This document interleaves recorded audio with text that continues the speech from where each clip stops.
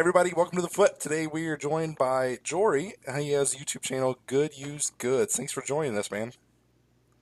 No problem. Thanks for having me. For those who haven't seen your channel, tell everybody a little bit about what your channel is. Well, I'm a Canadian-based reseller, and basically the channel is a lot of typical stuff you'd see, some pickup videos, haul videos, what I've sold. And then I try and do things a little differently. Just being in Canada, it's a little different than how things go in the States. And I do a few kind of cleanup and repairs of electronics videos and things like that. Oh, awesome. Yeah, I've watched a lot of your videos, and I got to ask you about this e-waste connection that you've got, man. It seems really cool. Tell me about that.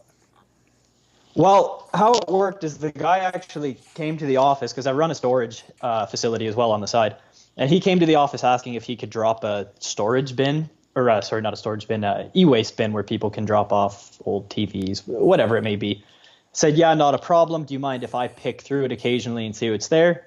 He had no problem with that. And then the amount of stuff I'd seen people putting in there just in this one bin kind of got me curious as to what's happening outside of just this parking lot. So it took about 3 or 4 months of me constantly bugging him to let me see what he has because he's, oh, I don't want to waste my time selling 1 or 2 consoles. And I said, no, I'll buy skid loads of stuff. Just let me into your warehouse.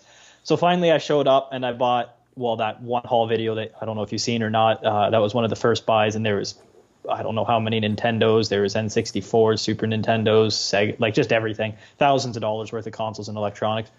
Bought them all off him, and now it's been a really good connection with him to the point where I don't source much from Goodwills and auctions and things like that anymore. I just kind of let stuff come to me. Wow. Yeah, that's awesome. How does he determine prices for you? He kind of just lets me give him a price. He's not too worried about it because how much he would get for gold value, silver value, whatever kind of precious metals he's getting out of there is nowhere near what I'm willing to pay him for basically like an NES. He'll get $8 worth of gold out of that NES, and I'll give him $20, $30 for the NES. He's happy. I don't test them. I don't need to worry about, or he doesn't need to worry about testing them or anything like that. He just basically sells them to me as is. A lot of the times they're really dirty because they've sat in e-waste bins and things like that. Some Yeah. need cleaning, some work fine, some need repairs, but I get them at such a low price point, it's not a big deal. Yeah, I'm sure you've pulled out some gems of games in there too, haven't you? Some crazy. There's Super Smash Bros. Melee came out of there. I got what else did I get? A couple of televisions, nothing too crazy. Mario RPG was another game that came out of there. That's $100 game easily. Yeah. So yeah, there's been some pretty wild stuff. Yeah, that's awesome. That's I think that's the dream connection that everybody would love to have. It works good. It keeps me busy though, because I'd say twice a week I got to go meet them, and you get the good with the bad too. Because on top of that, I end up with a bunch of PlayStation 2s, which they sell, not for great money. It's not totally worth my time, but it keeps Yeah. him happy too, so it's Yeah. worth it in the end. Yeah, definitely got to take the bad with the good. Absolutely. So you said that the storage thing that you do is a side, kind of a side gig that you do. So are you pretty much a full-time reseller? So what happened is I was running a car. Actually, can you hold on 1 second? Mm-hmm. So I'm at the storage right now, and there's a truck about to hit my fence. Oh, Sorry, give me one yeah. Get sec. out there. Oh, sorry about that. I thought I had a note on the door for Oh, the that's fine. No problem. Is customers your at the fence storage place. intact? It is. She's a nice lady that just came in, but she's hit our fence before, and she was actually behind 4 months. We were just about to repo her unit in three No days. kidding. So it's good she came in to pay. Wow. Do you guys auction off the units after they're not paid for? What will happen is, because I run it for someone who owns it, I don't own the storage facility. We'll cut the lock off. I'll go in it, and if I see a good enough value, I'll pay out what's owed on the rent, and then I own the unit. Nice. If not, or if I don't have time, just close it down, and yeah, we auction it off. Yeah, that's another good connection to have for sure. So do you mess with like furniture or any of that stuff that's in there? A little bit, basically because we have a huge university in this town, plus 3 different colleges. So, I mean, you list a coffee table for $30, it's gone in 10 minutes. There's Wow. always somebody looking for it. There's actually a guy here, he makes huge money. He sells furniture, like used furniture to all the college and university kids. And then he'll buy it back from them at a discounted price, store it, and then turn around and sell it to the next kids coming in next year. That's awesome.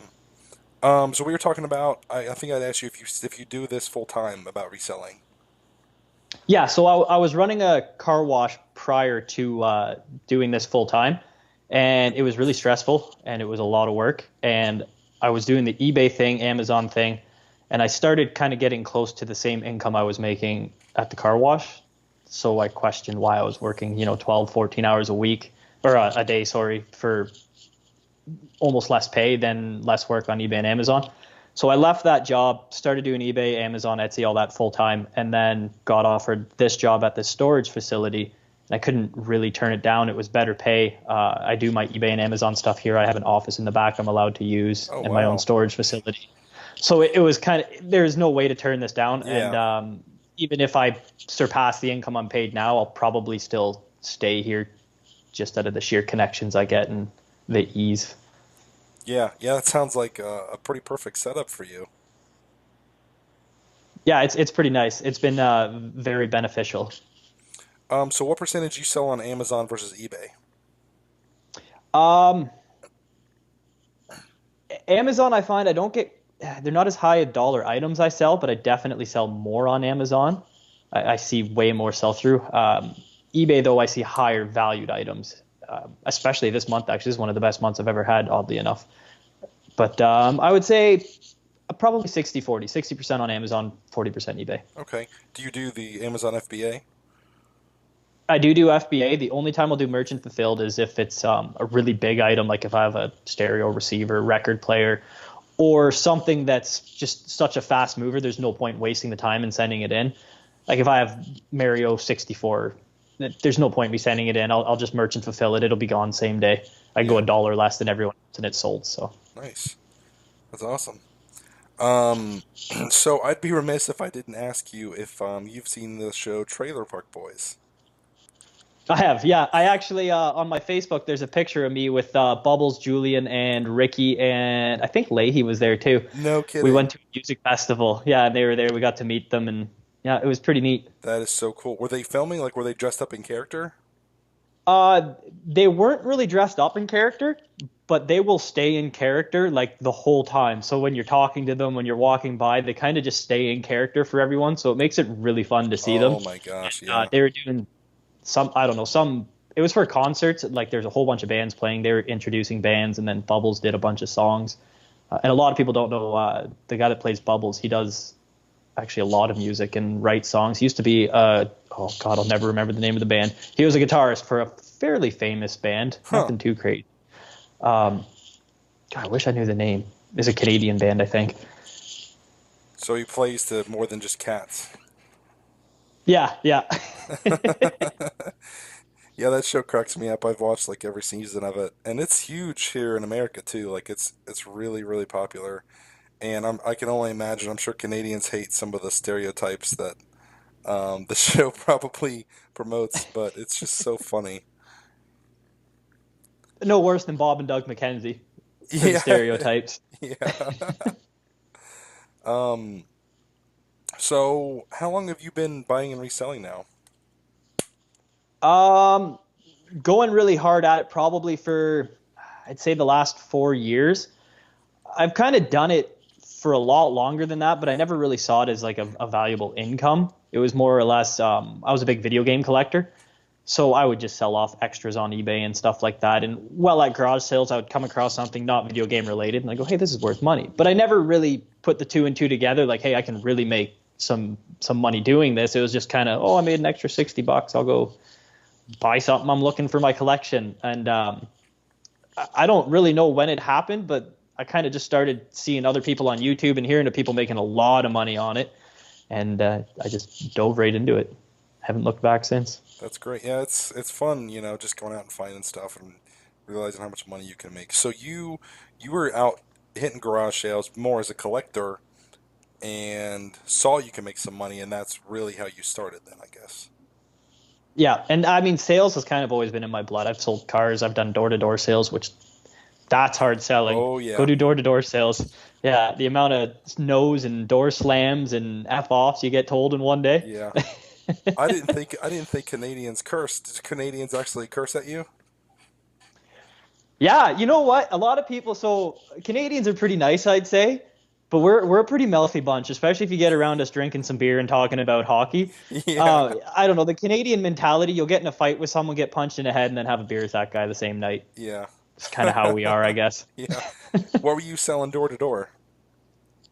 Uh, World Vision doing child sponsorships. It's Okay. like you pay X amount a month to sponsor a village or a child in a third world country. So it was hard to do.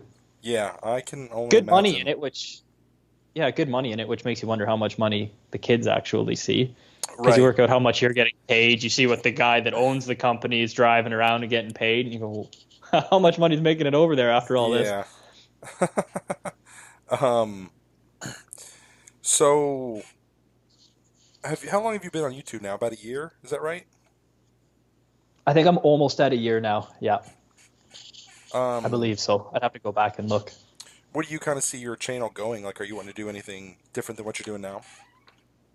The only thing different I want to do is probably some live garage sale stuff, like get a GoPro and walk around. Because I see in the States, you guys kind of are able to go to garage sales, well, especially where it's warmer, all the time. Around here, they're town-wide sales, so each town or section of a city is allowed to have a garage sale one day a year. And if you do any more than that, you can actually potentially get a fine. There's a bunch of Wow. bylaws in place, and some places are more serious than other. I mean, London, where I'm just outside of, you can have garage sales all year round. No one really says anything.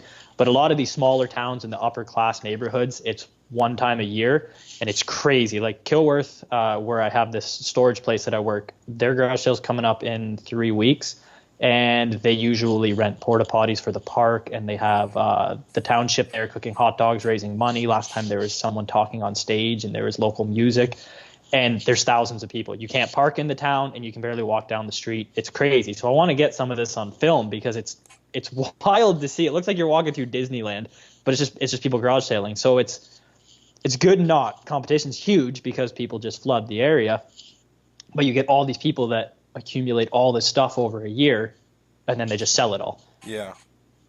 That's awesome. So, I mean, do you have to do you park and just like walk like a mile to get to the sale? Basically, I'll park and I'll take a wagon with me or even a backpack. If I know someone with a kid and they have a stroller, it's golden because you can just fit so much stuff in the bottom of Nice. those strollers too. And or a lot of just paying people and leaving heavier items until you can come back later with your truck and pick it up. But Huh. yeah, driving through it, no, there's not a chance you'd be able to drive through the neighborhoods. Yeah. Now, even though, they can't do it but one day a year, it's a little bit convenient to have it all in one spot so where you're not having to drive like all over town to hit all the different sales.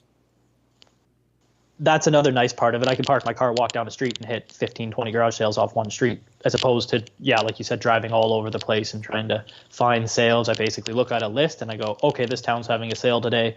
This town's next weekend. This one's the next weekend. And just hit them like that.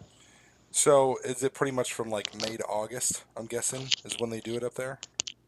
Yeah, basically the beginning of May to the end of August. You'll have a few kind of stragglers or people trying in September. By the end of September, though, it starts getting too cold and rainy. Yeah. Yeah. Ours will start in March. There aren't very many. I'm in Ohio, by the way. Um, and they'll go pretty much through October.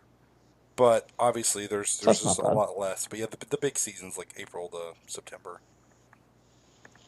Yeah, those are the big ones. Even August, it kind of slows down. I think because it just gets so hot out in August. Yeah, yeah. There's a lot of like there's this. Have you heard of the Route 127 yard sale? No, no, I haven't. So that yard sale starts up in Michigan and goes all the way to Alabama. There Oh, wow. is, yeah, there's a state route. It's state route 127, and I think it's like 700 miles or something. And people just set up all along that road, and I go to that No every way. year. It's pretty crazy, yeah. And I'd have to try that. yeah, Years. it goes from like Wednesday to Sunday. So as I'm going, I'll see people that come in from out of town, and they'll bring a tent to sell stuff, and they will camp out for like 5 days and just sell all that stuff. It's pretty wild. That's crazy. Yeah, it's definitely something to do because I mean, how far from Michigan are you? Um, Under 2 hours from where Oh, I am okay, right yeah, now. that's not too bad. Yeah, so Yeah, it's not too bad. you could hit it. It's in August. I'm trying. I don't know. in August. Yeah, I don't know what weekend. If you just Google Route 127 yard sale, it should pop up. Yeah, I'll have to check that out. Um, so yeah, you're thinking about getting a GoPro. That would be really interesting to see the craziness of like each city sale. That's kind of the idea of it. I mean, I could take the other camera around, but it's just too bulky trying to carry a DSLR around and rummage through stuff. And Yeah, you get a lot more awkward looks when you're carrying around a big, heavy camera with lenses pointed at people. And yeah, so, yeah, yeah. I've thought about getting a GoPro and like putting it on the bill of my hat or something. I just don't know how many people will be like, I don't want you to record, which I guess is fine. I can just take it off each time. But yeah, yeah, it'd be interesting. Do you I see a lot watch? more people walking around with GoPros on sticks, and no one really kind of notices. They just sort of shrug it off. But as soon as you have a professional looking setup, people don't want to be filmed. They feel awkward about it or Hmm. self conscious, maybe. And yeah, you get some people that just don't like it. Some could Yeah, care less. yeah, yeah, yeah. I'm sure that's definitely the case. What advice would you give to somebody who wants to start buying and reselling? Uh, well, if you're in Canada, be prepared for shipping because it's crazy here. For all the Canadians watching, like any Canadian watching a US reseller, it's we envy your shipping. It's nothing like your. It's so costly here to ship something. I mean, I can ship something to you, like I could ship a video game to you cheaper than I could ship a video game to someone in my own province. Wow. Now, do you use FedEx or like what's like the best way to go for you? So if you're just starting out, Canada Post is the best way, and it's you just might as well print the labels off eBay if you're doing eBay because you get the discount, and you always choose expedited. For some reason, expedited with tracking and quicker shipping is cheaper than our standard shipping here. Don't know why, but it is. And then once you scale up, yeah, I use Pure Later and Canpar now that I've scaled up because as soon as you can start shipping a lot through them, they start giving you discounts. Like I say 55% through Pure Later now on all my shipments. Wow, that's great. Hmm. Took a lot of calling back and forth, and hey, FedEx said this rate, and Canpar said this rate, and Pure Later ended up being the cheapest at 55%. As long as I can maintain, I think a minimum of 30 shipments a month, which isn't Oh, that that's much not bad. anymore. Yeah, yeah, that's not bad at all. No. Do the places up there have balloon rates when things hit a certain size or weight? Yeah. So Canada Post, as soon as you go over, we're in kilograms here, trying to convert it to pounds, but as soon as you go over about 25 kilos, you're paying a lot more for Canada Post. You're actually cheaper to end up going FedEx, and then anything over 52 inches in length, Canada Post won't even take for a box. Wow. So then you're looking at third party. Yeah. Cheapest shipping too you'll get with Tracking Canada. Like cheapest if you're not sending it in an envelope with a stamp is usually $8 to $12 Canadian. Hmm. Yeah, I know whenever I have to ship something across the country, like to California or something, it's just the prices are nuts. Like it could be, $20 to send a stapler. If it gets over a pound, we can't send it first class, and that's when it gets really expensive. Yeah, see, we don't even have the pound thing. To the US, if without tracking, if I can keep it under, actually, yeah, if I can keep it under a pound to US without tracking, I can usually send it for $5 to $8. As soon Yeah, as I go that's not over a too bad. pound, then I get into around the $14 mark because it's going tracked pack or expedited. Yeah, yeah, that's not too bad. Well, Joey, I won't take any more of your time. I really appreciate joining me. Everybody, please go No check problem. out his channel. It's Good Used Goods. He makes some awesome videos, and I guess I'll talk to you soon. Yeah, sounds good. Thanks for having me. Thanks, Joey. Yeah.